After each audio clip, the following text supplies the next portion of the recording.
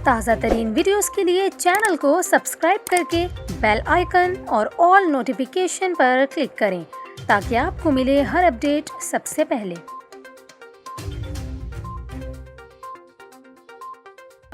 और यहाँ पर आपको खबर दें, मुल्क के मुख्तलिफ शहरों में ज़लज़ले के शदीद झटके महसूस किए गए। ज़लज़ला पैमा मरकज़ के मुताबिक गिलगित बल्तिस्तान के ज़िला स्तोर और खैबर पख्तूनख्वा के दारुल खिलाफा पेशावर समेत शिमाली इलाका जात में ज़लज़ले के शदीद झटके महसूस किए गए हैं। ज़लज़ला पैमा मरकज़ के मुताबिक रिक्टर स्केल पर ज़लज़ले की शिद्दत 5 थी, जबकि ज़लज़ले की गहराई 218 किलोमीटर और ज़लज़ले का मरकज़ हिंदुकश रीजन था। आपको यहाँ ये भी बताएं, ज़लज़ले से लोगों में शदीद खौफ व हरास फैल गया और लोग अपने घरों से कलमा तैयबा और इस्तग़फ़ार का विर्द करते हुए बाहर निकल आए। ताहम अब तक मौसूल होने वाली इत्तलात में किसी जानी और माली नुकसान की इत्तला नहीं मिली।